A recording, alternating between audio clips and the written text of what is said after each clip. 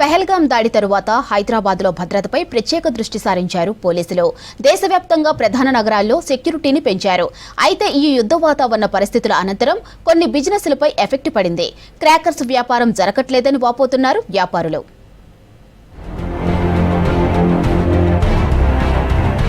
భారత్ పాకిస్తాన్ మధ్య ఉద్రిక్తతల నేపథ్యంలో హైదరాబాద్లో భద్రత పెంచారు పోలీసు ఉన్నతాధికారులు. గ్రేటర్ హైదరాబాద్ 2వ కేటగిరీలో ఉండటంతో పోలీసులు ప్రత్యేక దృష్టి సారించారు.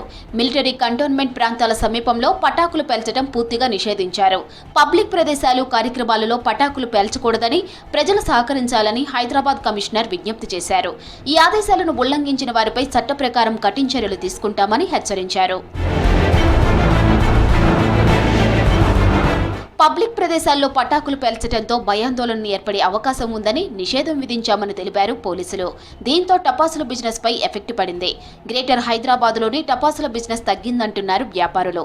దసరా, దీపావళి, ఎలక్షన్ టైంలో టపాసులకు గిరాకీ ఎక్కువగా ఉంటుందన్నారు. 1 వీక్ నుంచి అయితే సేల్స్ లేవు. అదైతే చెప్పలేము, మీరు చెప్తారు కదా ఉండొచ్చు అని. దివాళీ సీజన్ ఎక్కువ అవుతాయి, అప్పుడే చెప్పలేము. మనకు కౌంటింగ్ ఉండదు. శివకాశి అన్ని శివకాశి మన దగ్గర అన్ని మంచి బ్రాండ్లు ఉంటాయి. అయాన్ కంపెనీ, స్టాండర్డ్, సోనీ అన్ని మంచి కంపెనీలు ఉంటాయి. చాలా విలేజ్ నుంచి వస్తారు, చాలామంది సంగారెడ్డి అట్లాంటి జాగాల నుంచి వస్తారు.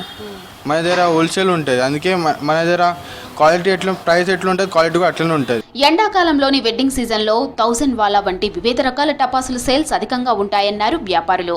ఈసారి పెళ్లి సీజన్లలో క్రాకర్స్ కొనుగోళ్లు ఆశించినంతగా లేవంటున్నారు. 2 దేశాల మధ్య సీజ్ ఫైర్, సమన్వయ చర్చలతో ఉద్రిక్తతలు కాస్త తగ్గినా టపాసుల సేల్స్ పెరగలేదన్నారు వ్యాపారులు. టపాసుల సేల్స్ లేక ఇబ్బందులు పడుతున్నారు వ్యాపారులు. అయితే టపాసుల మీద నిషేధం ఎన్ని రోజులు ఉంటుందని తెలియడం లేదంటున్నారు.